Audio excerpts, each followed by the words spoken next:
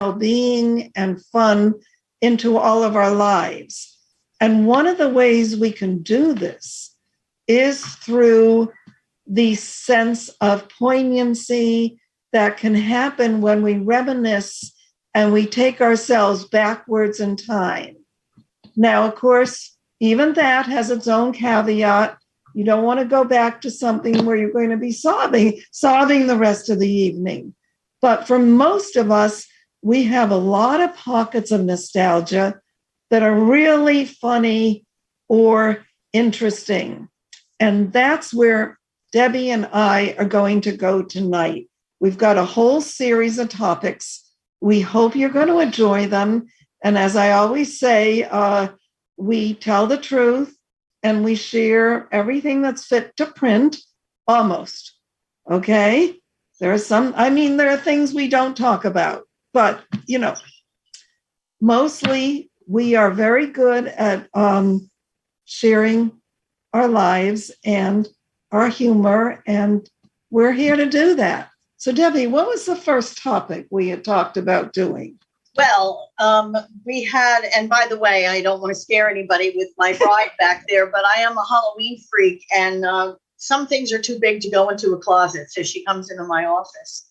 We were going to talk about, there's these different subjects. Everybody has a bucket list of things that they want to do with their life before they can't walk and talk anymore. That was one thing. And I don't know if you want to start with that, Barb, or... Yeah, why not? You brought it up, and it's as good a topic as any of them.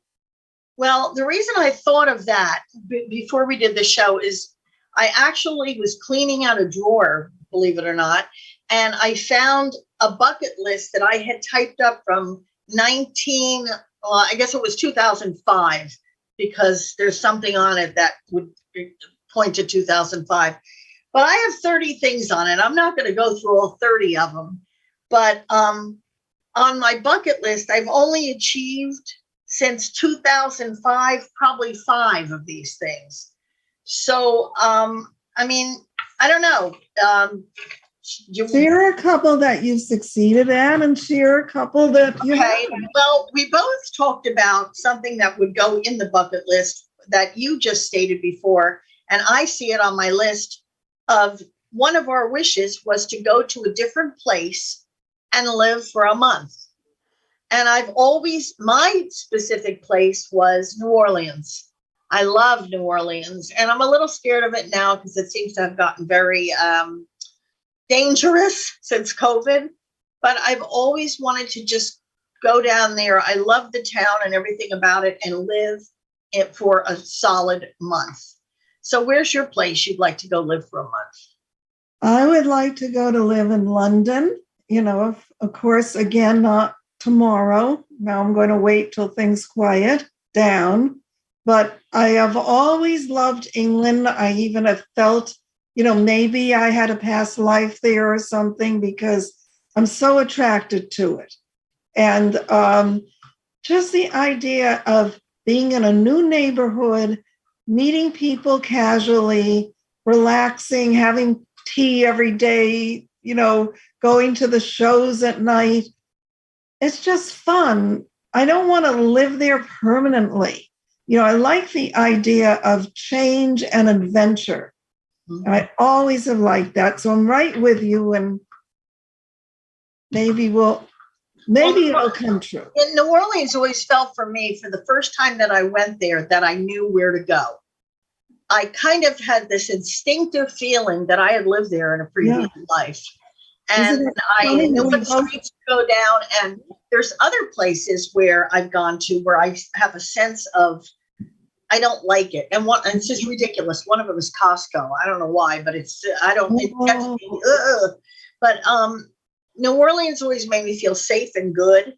And there's other places that make me feel like I'm downtown Newark by myself with pockets full of money, and I don't want to be there, But it's funny. Here's a couple real wild ones I had on my list. And I'll probably never do this. Travel down the Nile to see the pyramids in Egypt. Well, I'm scared to death to go to Egypt now.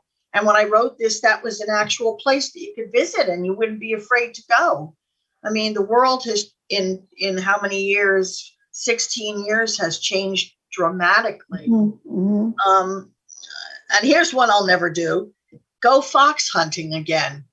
At 67, I don't think I'm going to go fox hunting and risk falling off. And plus, there's no place to go fox hunting anymore. When I was a kid, we would go to Middletown every Saturday and we'd fox hunt on Laura Harding's estate. And then I have little simple, stupid ones like if I ever had the time to do this, learn how to needlepoint. I mean, if you can make me sit still for more than 20 minutes, except if it's just to watch a movie, it's almost impossible. How about you? Give me some on your list. Yeah, I'm going to give you some on mine. Now, my list only goes back 3 years. And when I found it, I realized that I couldn't remember even doing it. So I can't get marks too bad since I actually forgot about the list. But right at the top, I say bucket list. So my first thing was to meet this girl who has been writing to me for close to 10 years, who a Vietnamese young lady now who had read my book when it came out in Vietnamese, and she loved it. And we became pals. And she used to call me Grandma Barbara. And very, very sweet lady, Lynn. And I'd love to meet her. That was first on my list. A new car was second, and we still have the old car. Okay. Yep. Bathroom updates. I'm not even sure exactly what was bothering me, but I can put my whole house on that. I've been waiting to get a addition put on for a year now. Yeah. Learn Spanish. Now, the closest I've come to Spanish since then was watching Jane the Virgin, because in this long, long serial, her grandmother speaks only Spanish. But I do have a yearning to learn Spanish. And write more books, more films. That has come true. That is something that I feel very blessed that I had a chance to move into a creative area, of my training, a much different area. Lose 25 pounds. No. Let's see if there's anything else that I'm willing to share. See, I turned it over. Wasn't even worth sharing.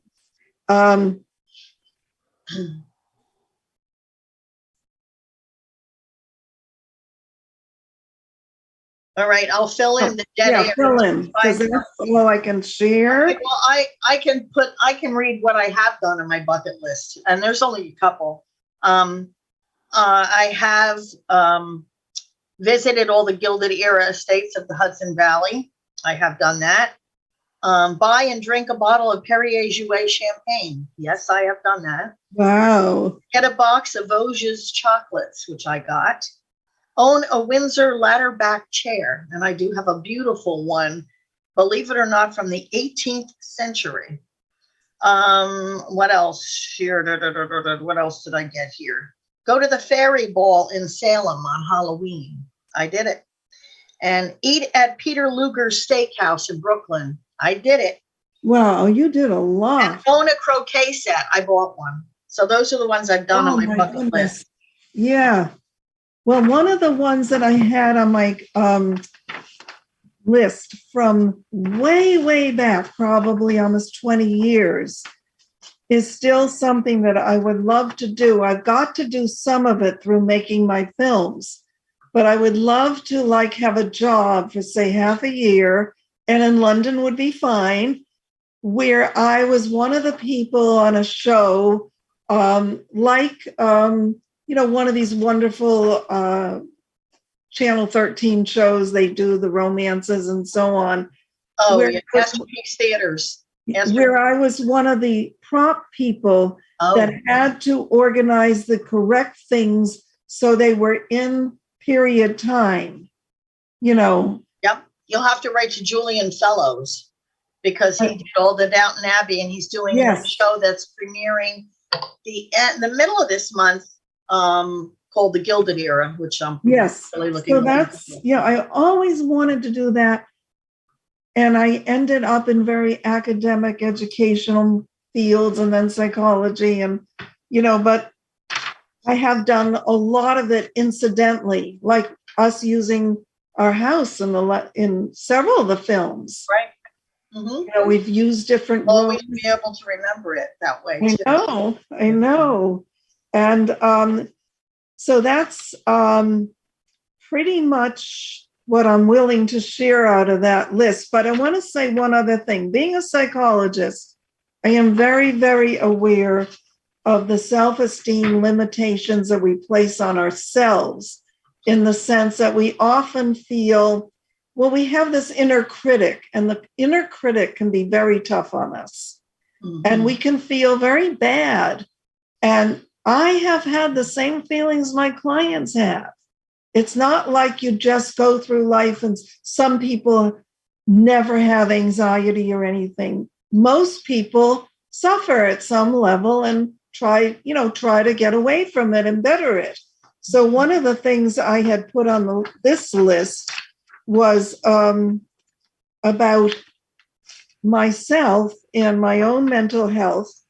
I said, put myself first, as I am my keeper. And by that, I mean, as much as anybody else may love you, you do have to take responsibility for your own strength and growth. Most of the time, people will assist you. They'll be glad you did it. But it's still on you. It's like there's only one you. So I just want to pass that along. And then I found this one with just 3 things on it. I found it in a drawer today. Totally forgot I had written it. And it is true. This is truthfully what I want to do in life. That I can be in other people's best interests without sacrificing my own desires and missions. That I can feel the wonderful feelings of true connection and joy that happen when I am able to really be there for my family, friends, colleagues, and anyone who comes into my life, that there's, for me, a benefit and a benefit for them. And that I don't forget all the times that I am here on earth with purpose and missions. I have the mission to make the girl that I am designed in my books and films come alive for others. And I have the right to pursue that mission. Let the dance continue. Your list is more like your self-worth and defining yourself and making yourself better. Mine is more about things, places, and stuff. It's like a riot, it's so different. But why don't we segue now? Because we were talking about, I had started a conversation with you this week about, oh, damn, this store closed and this store closed. And I'm mad because, they're closing because of COVID. And there were things that when I went to them, I would love them and I couldn't wait to go.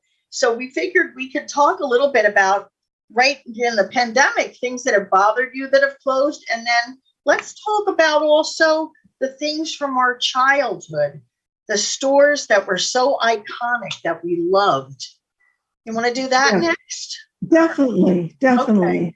I have one on the tip of my tongue, and it's from the past. Okay. I absolutely loved 5 and 10s.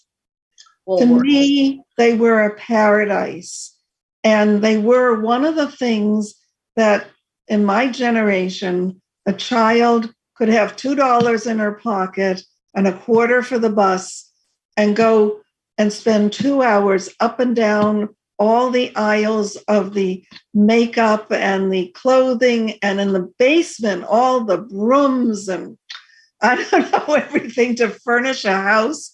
And then they had counters. You could sit down and get a hot fudge sundae or a hot dog. And to top it off, the best thing of all, they had a bathroom. Right. Everything was so geared in the 1950s, 60s, and even the early 70s to this hedonistic love of the customer and the happiness. And things were so easy before technology. They were so easy. And everything that's been created to make our lives easier has made it more difficult. I don't know one person, except some camera people and film people. Of course, it's easier for them than carrying a big motion picture camera around like Panasonic cameras in, you know, in the 30s. But other than that, it's kind of made our lives not so great, I think. But you're right about the five and dimes. But the lady, we had one in my hometown.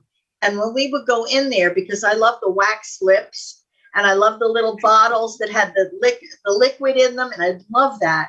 And then I get that necklace that had the candy on it, and we just eat it, and it would be all disgusting and running down your chest. But the lady would follow us around because she didn't trust us as kids.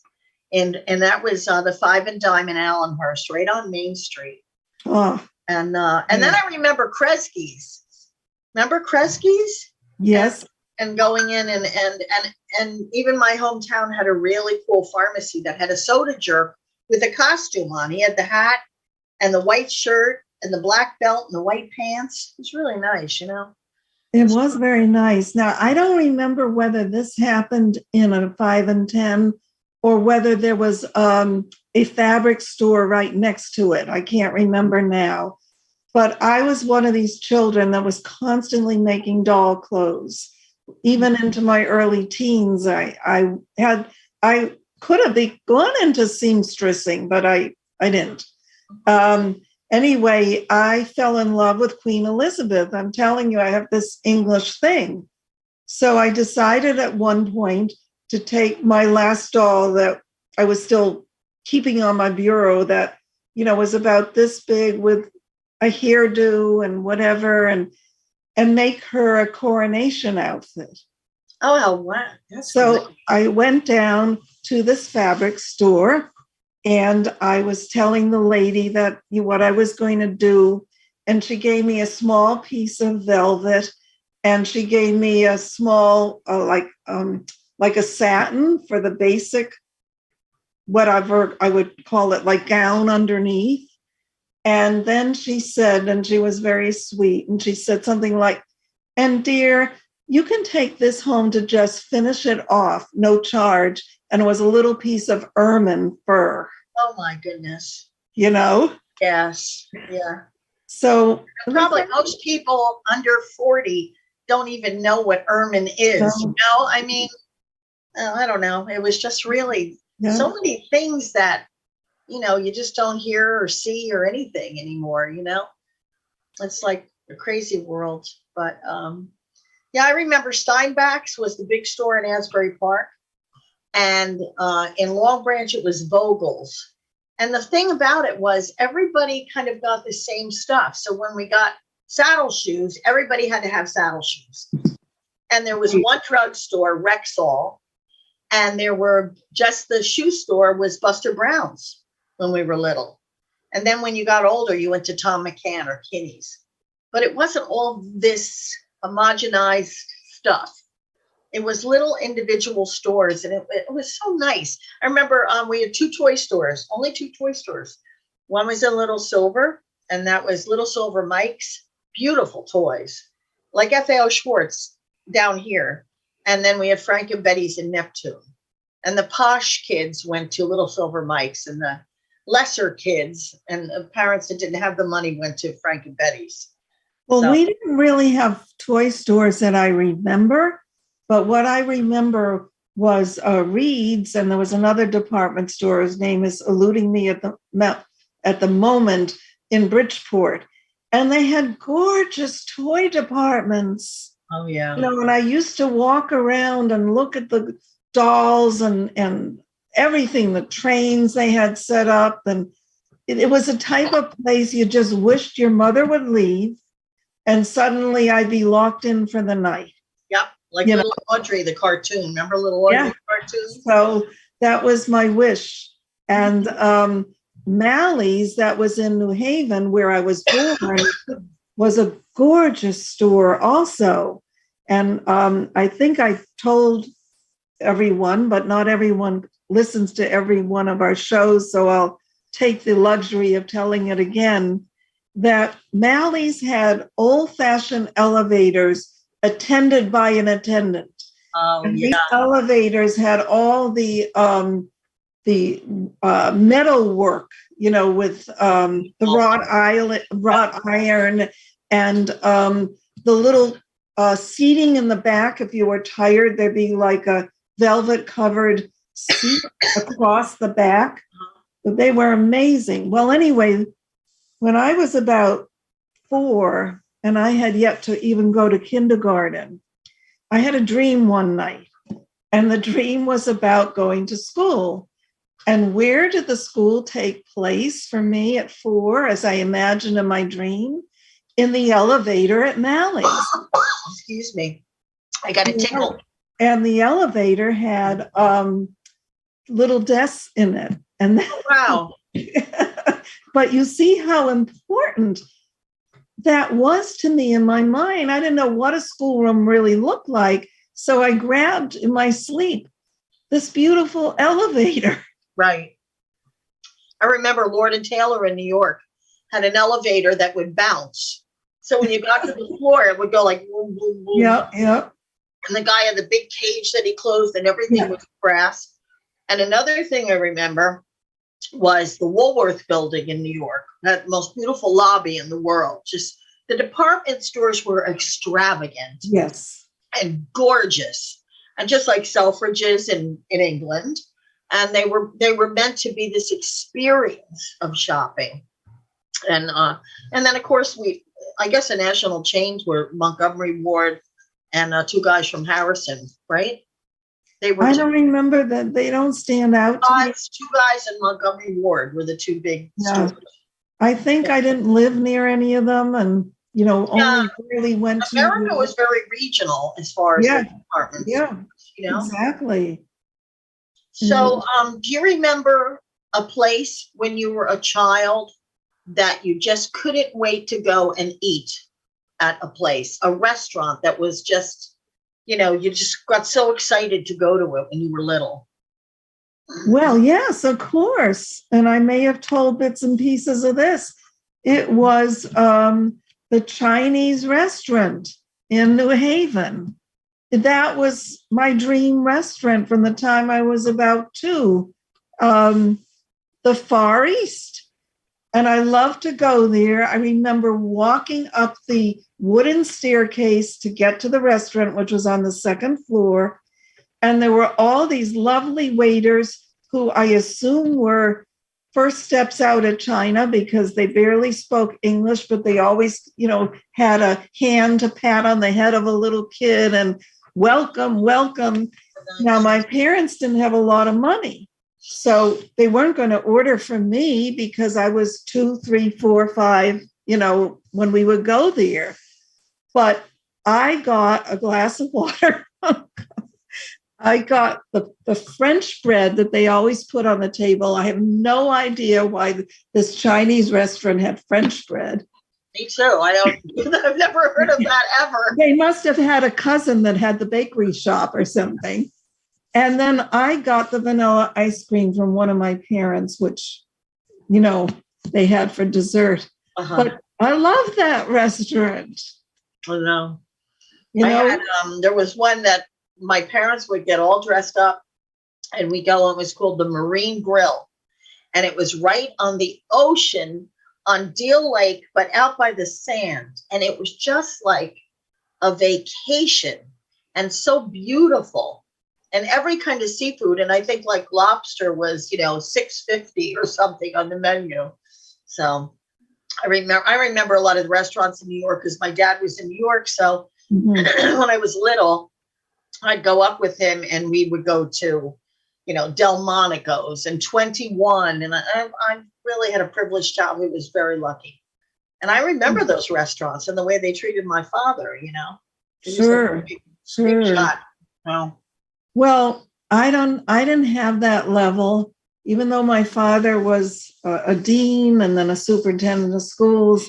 It wasn't at that level, but people knew him, and I was privileged to go to junior high and high school with my father being the superintendent of schools. You know, so I was known by all the kids and that kind of thing.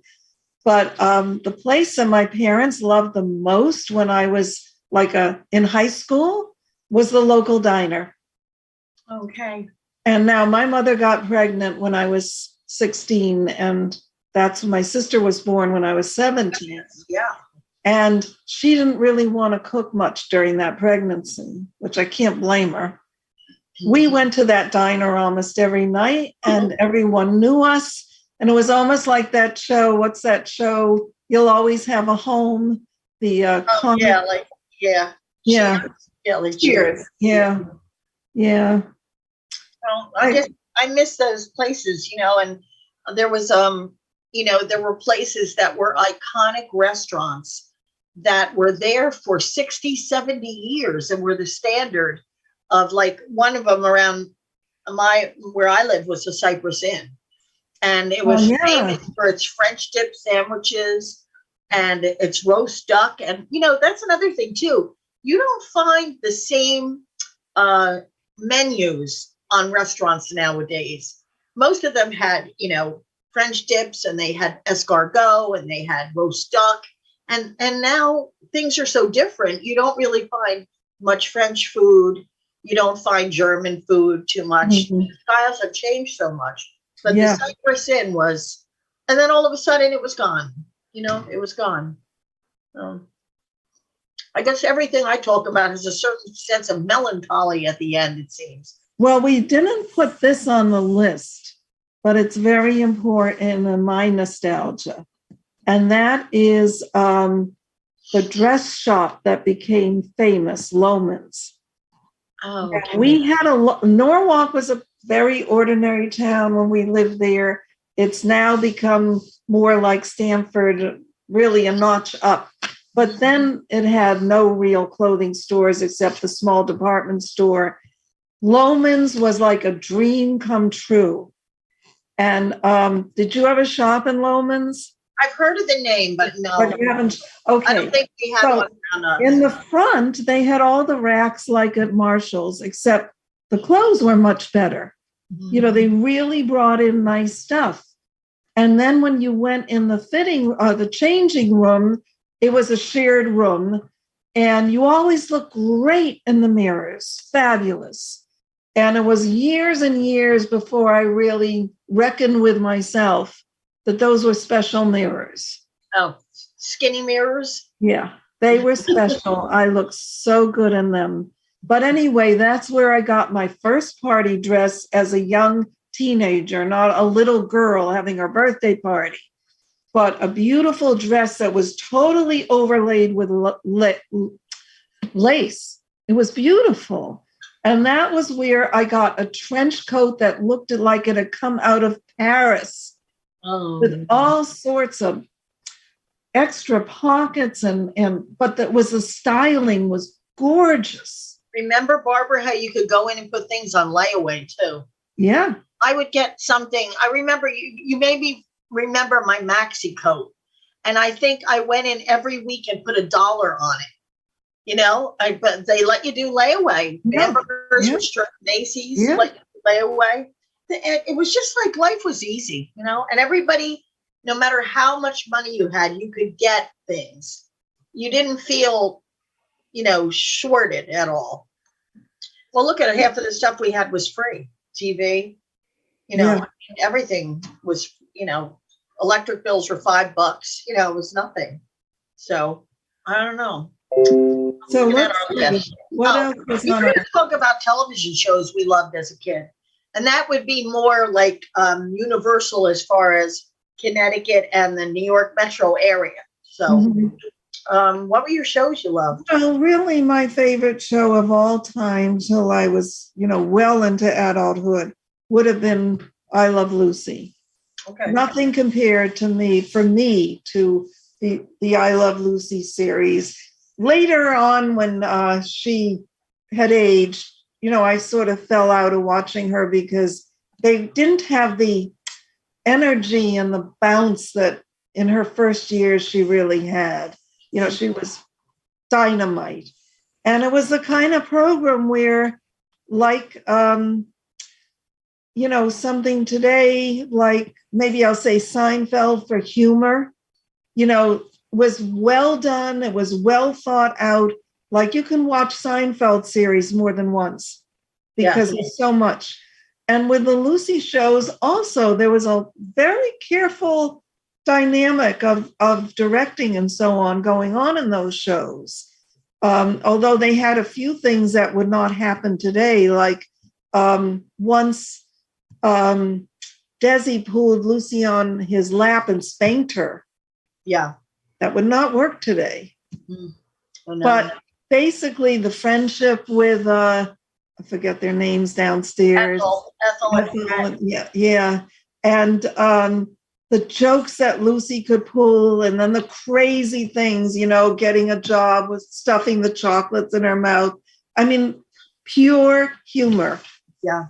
So that for me was number one. Well, my family all sat together to watch TV. And of course, I remember the world of Disney. And my sister was addicted to Bonanza because she had a crush on little Joe Cartwright because she was a lot older than I was. But my father loved the Honeymooners. And the Honeymooners to this day, we watch them and laugh like crazy. When I became a teenager, I loved the Monkees. I was crazy for the Monkees. And also, when I was very little, well, not really, I don't know how, 10 or something, I went every weekend to my grandmother's farm, and my cousin and I, well, they all played cards, watched Chiller Theater and Creature Features. So I love scary movies. I love those black and white 50s movies, and I just know every one of them. And as you can see, it carried over into my life now. Yeah. I just remember it was really nice because there were only a few channels. But on those few channels, we really, really had enough to plenty. I didn't watch TV too regularly when I was in junior and senior high school. But when I did, I often watched the black and white movies. And I love things like Charlie Chan, I love Charlie Chan. I kept a whole list. It's probably in the attic somewhere. But when I loved the Bowery Boys too. I always loved the Bowery Boys. They were. Oh, I forgot. Howdy Doody. Costello. Howdy Doody. I don't know if you. That's a little bit before me. Yeah. Remember it. I got to watch some of it, and sort of fell in love with Princess Summer, Fall, Winter, Spring. How hard do you have to work to find the name of a princess that every kid in the United States will remember her name? Right. They were clever. And I loved Wonderama and Sandy Becker and Claude Kirshner. I remember, and Clowny, where he jumped through the hoop, the little hand puppet. But we liked simple things. I mean, look at Lamb Chop, Sherry Lewis. I mean, we watched that stuff. And let me put in a plug for Mr. Rogers. First of all, my husband, Russell, was his paper boy. Oh, no. Wow. So my dear husband got to say hello and collect his money for a few years. Oh, wow. That's interesting. Now, when my daughter was very young, she was about 2 when I picked her up from a babysitter, and we went, and I was tired. And she was tired. So we went up and we both sat on my bed, and I put on Mr. Rogers. Well, I became so entranced by Mr. Rogers that by the time I went back downstairs, someone had called the fire department. There were about 6 trucks, and my stove was about to totally explode, and from the stake that I never returned to handle. And the firemen came in, and they had their giant fans, and they, were airing out the house. And one of them walked in and said, "Smells like steak." It was mortifying. My husband thought we had killed ourselves. Oh my God. That's crazy. Oh, wow. Yep, TV shows, past and present. Oh, another one I liked was that since rock and roll became a big thing and the British invasion, there was a show on called Where the Action Is. And also Hullabaloo. I love those shows. And of course, Ed Sullivan, that was a big part of everybody's life. Oh, yes, yes. We saw all the people, the first glimpse of Elvis Presley, of the Beatles, of George Carlin. I mean, Rich Little. Remember how many people did impressions? The comedians all did impressions back then of Kirk Douglas and Jimmy Cagney. Yeah, they were good. They were great and funny. And just think of like Rodney Dangerfield and Henny Youngman. Half of the stuff they did, they couldn't even say that stuff now. It's like kind of like strangled. Yeah. I'm looking to see my list, but my cat is rear end is sitting on. We love to have your cat. She has been famous on the little, she was on the, remember when she was on the show when we were like, oh, there we go with the tail again. I love circling. All right, let's talk about what's your best vacation you ever went on? Well, I would say for me, it's not quite the same. When I said London before, I'm thinking now as a person in my, now within my age range, and the kids have, gone on their own way and stuff. But when our daughter was 4, we went to London for a few weeks and we rented a small apartment, and we went also over to France to meet Russell's relatives who had become permanent citizens of France when other relatives had split off and come to the United States. Mm-hmm. And that was truly my most exciting vacation. And it's the only vacation I've ever had yet. I hope I still have some that are what I'm now going to say, where I felt the weight of my own life and my own being lifted off of me the last week we were there. And I felt like a sublime relief and a sense of just being. But it took a couple of weeks to get there. Yep. The best vacation that I ever went on was to Greece with my son. And we went on an archaeological dig where we didn't dig, but we watched, and all these dialects from all over the world were there digging and brushing. And we had the best guide, and we were 2 weeks in Greece, and it was life-changing because it's the one place that I felt I was with Jason and the Argonauts or the Iliad and the I just felt it never changed. I was back in time and I could feel the ancients with me. I just felt transformed. Yeah. And when I got back, I actually had been afraid to go for a specific job because I didn't think I had the qualifications. But when I came back, I had the gumption to do it after that trip. I did. And, I wasn't afraid. And it was transformative to look at the Parthenon at night with the lights on it and think, oh my God, we're walking in the places of people that have walked before us. It's incredible. That's why I hate to see magnificent history being eradicated. It drives me crazy. It's one of my big peeves, so. I would agree with you. And I think one of my biggest peeves is not to have people answer telephones, but to have these crazy, press 1, press 2, press 3, because I do believe that if we had people answering the phones who were basically kind, you can't be too soft because you're doing a job, but kind people, we would be happier human beings. Oh, yeah. Because it's so frustrating dealing with the machines. Well, the technology is making everybody frustrated. This lack of human interaction and a lack of nature in our lives. I'm on the go all the time, but I had 2 or 3 days where I was home. And I mean, I had work I should have been doing, but I wasn't. I was watching TV or doing silliness, watching, cutting out recipes. And I thought, I'm not living an authentic life. I don't have enough of nature. And when I had a farm, beautiful farm, I was in nature constantly. And even if I was stranded with COVID and I couldn't go anywhere, I had my farm with my barns and my animals and everything. And that's essentially my nature. So, and another thing that drives me crazy is when people tell you, you can't do that anymore. You're too old. You shouldn't be thinking that way. That's what, I don't get that.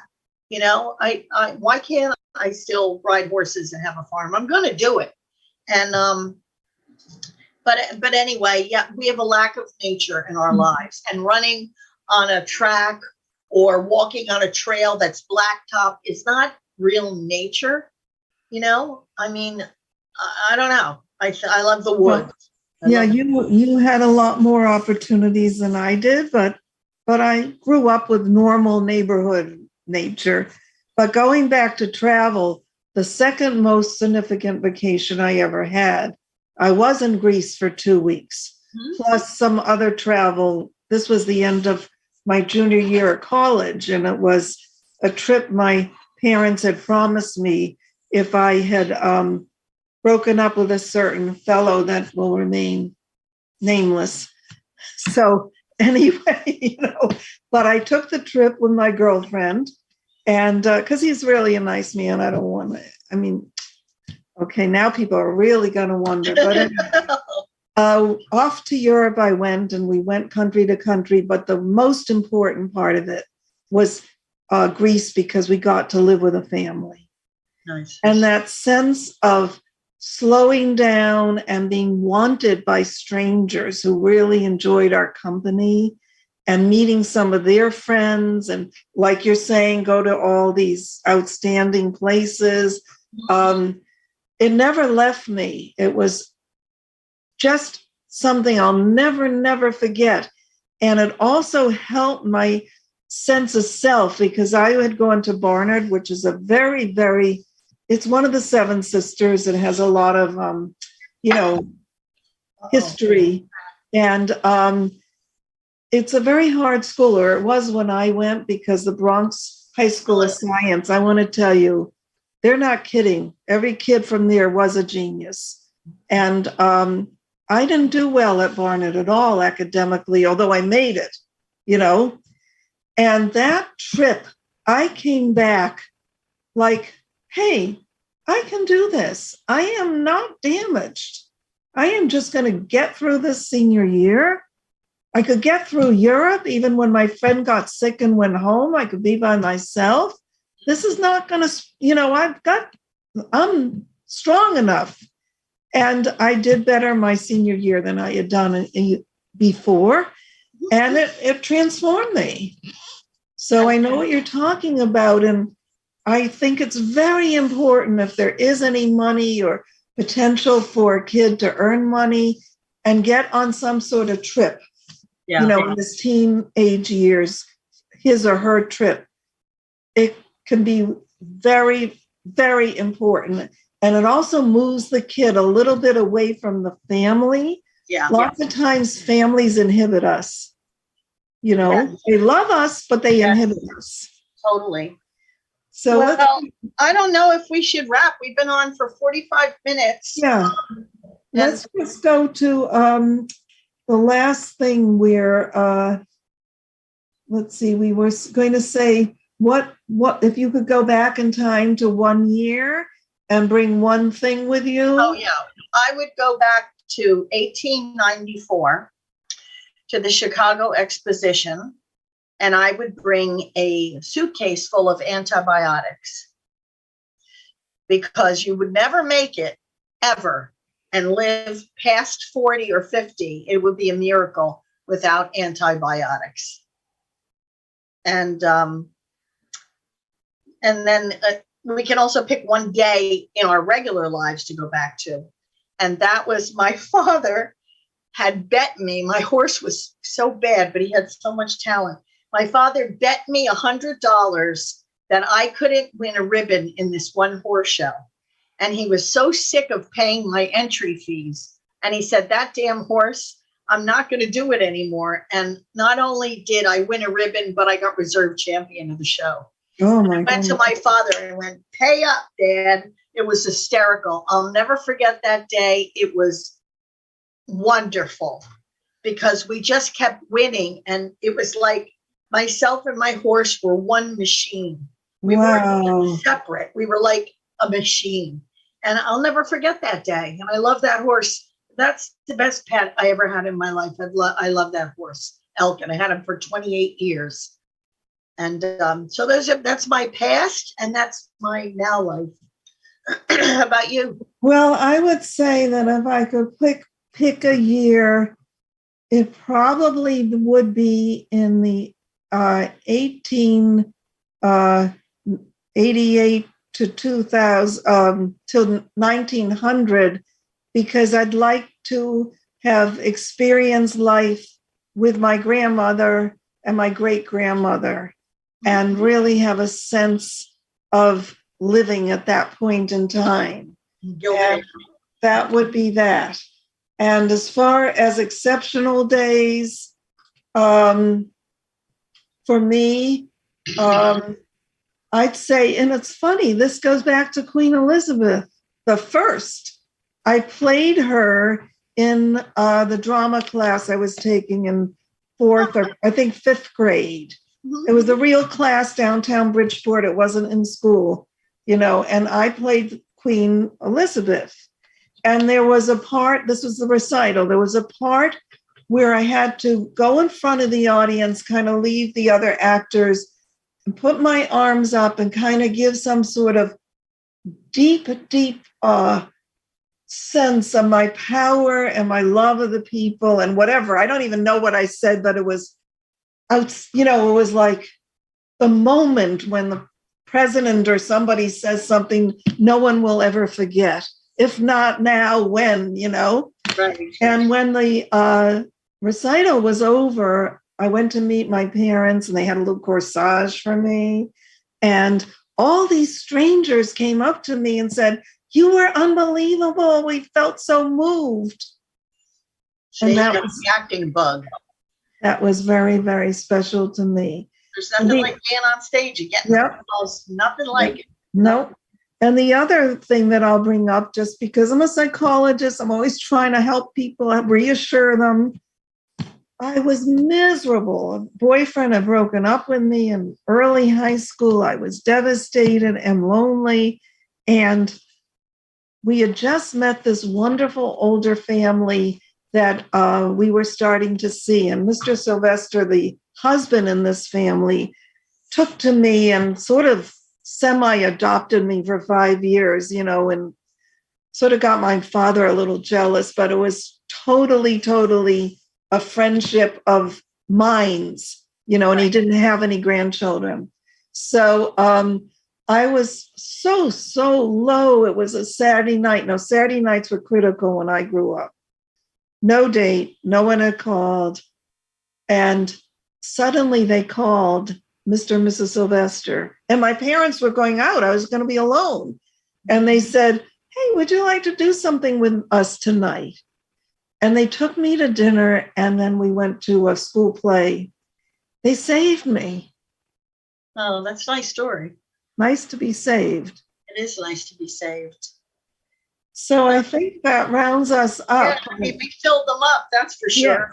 Yeah. And I hope that everyone listening will have felt our enthusiasm, our memories, our excitement, and also see how very much we're all alike. We have our moods and disappointments and losses, but we have these wonderful little beckoning points, both to go forward in life and to go back. Mm-hmm. And so we hope you enjoyed it. Yeah, and it was a long time that we weren't on. And I guess so we're back. And now we have this other weird pandemic. So everybody's in the house, and it's also 19 degrees out, which is another reason to be in the house. Right. But, hopefully by Valentine's Day, there'll be a breakthrough and every time when we get past Valentine's Day, I think, okay, winter is almost over, even though it's not, but it kind of, Right. So, yeah. So I'm going to say it's good to be back. And we'll hope to be here within a month or so. So Okay. Goodbye for now. Bye, everybody. And thanks for listening. Bye-bye.